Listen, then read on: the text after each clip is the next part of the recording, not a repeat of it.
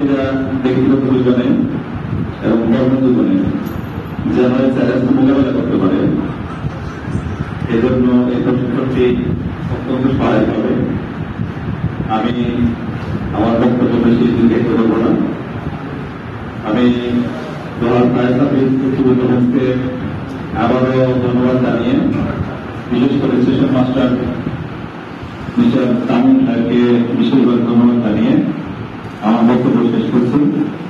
এই প্রশিক্ষণের সফলতা কামনা করছি, সেই সাথে এই প্রশিক্ষণের উদ্বোধন ঘোষণা করছি।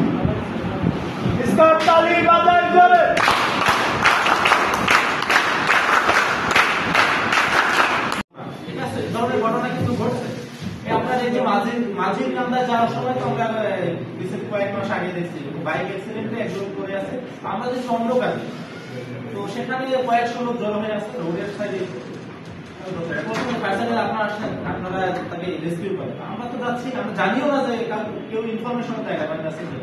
আমরা নবাবগঞ্জ একটা কাজে যাচ্ছি, পরে দেখি রোড সাইডে বেশি আহত আছে, তাকে হাসপাতাল নবাবগঞ্জ হাসপাতালে মেজর ইনসিডেন্ট ছিল। আর পা কেটে ফেলা গেছে। এটা তো মোবাইলে ভিডিও করছে, আপনারা কি সেটা করবেন? জি না। আপনারা একটা সেবামূলক একটা বাহিনী হিসেবে, একটা ভলান্টিয়ার হিসেবে কিন্তু মানুষের সব যে কোনো ধরনের বিপদে আপনারা রেসপন্স করবেন। সেক্ষেত্রে কি করবেন, কিভাবে করবেন? এখন অ্যাক্সিডেন্টে আপনি রেসপন্স করতে পারেন, ফায়ারে যে সবসময় করতে পারবেন না, ফায়ারের ঝুঁকি থাকে। হ্যাঁ, এখন আপনি আগুনে সিম্পল আগুনে আপনি নির্বাচন পারলেন, কিন্তু যেখানে আপনার ঝুঁকি থাকবে সেখানে তো রেসপন্স করা ঠিক হবে।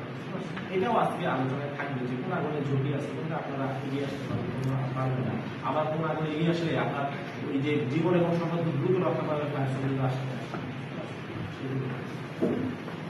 শোনা যাচ্ছেন। সবাইকে শুভ সকাল। সরকার যেহেতু গতকাল রাতে বৃষ্টি হয়েছে,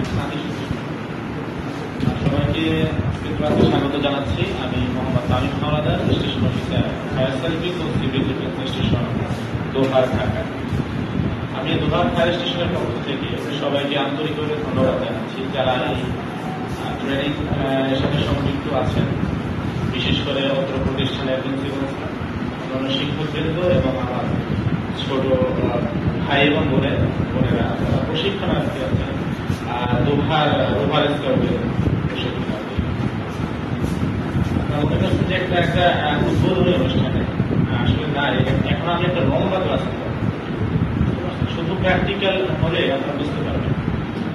তো আমি আন্তরিকভাবে দুঃখিত যে আজকে আমার দোহার ফায়ার স্টেশনের চাকরির বছর প্রায় 3 বছর পর্যন্ত আছে। এর আগেই আমাদের সাথে আমার এই প্রশিক্ষণে অংশগ্রহণ করা উচিত ছিল। বিষয় হচ্ছে যে আমরা আসলে দোহার ফায়ার স্টেশন একটা সি ক্যাটাগরির স্টেশন। আমাদের ইচ্ছা থাকা সত্ত্বেও সামর্থ্য, আপনারা জানেন যে পার্শ্ববর্তী নবাবগঞ্জ উপজেলায় কোনো ফায়ার স্টেশন, সবাই তো দোহারের বাসিন্দা নাকি? নবাবগঞ্জের ফায়ার স্টেশন না থাকায় আমাদের সকল অপারেশনাল কর্মকাণ্ডে অংশগ্রহণ করেছে এবং দোহারে আমাদের জনবল খুব কম। যার জন্য আমরা শুধুমাত্র অপারেশনাল অ্যাক্টিভিটিস অ্যাটেন্ড করি, প্রশিক্ষণের মতো আমাদের আসলে সুযোগ থাকে না। এটা জেলা পর্যায়ে বা ঢাকা সিটিতে আছে। আমি আশা করবো যে আপনারা ক্লাস চলাকালীন কেউ সাহায্য করবেন না, সবাই একটু মনোযোগী থাকবে। প্রতিদিন তো এরকম প্রশিক্ষণ হয় না।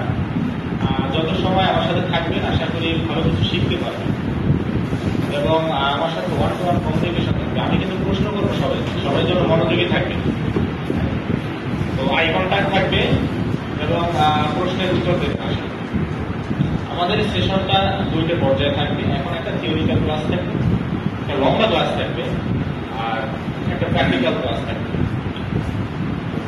দোহার আমি শুরুতেই বলেছি যে দোহারের সক্ষমতা খুবই কম। যদি এখন কোনো দুর্ঘটনা ঘটে, হয়তো আমার হয়তো বের হয়ে যেতে হতে পারে, আমাদের স্টাফ থাকবে, আমরা এটা কন্টিনিউ করবো, কোনো সমস্যা নেই। অফিসার আমি একাই আছি, এটাই হলো আমাদের আসলে। যাই হোক, আশা করি সেরকম ঘটনা ঘটবে না।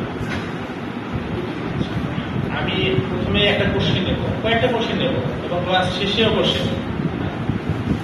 তো শুরুতে শুরুতে যে কোশ্চেনগুলো বলবো সেটা হলো fire and activities, fire service department, fire সার্ভিসের অ্যাক্টিভিটিস, ফায়ারের এক্সপিরিয়েন্স, ফায়ার এবং অন্যান্য অ্যাক্সিডেন্টের কোনো এক্সপিরিয়েন্স আপনাদের আছে কিনা, এবং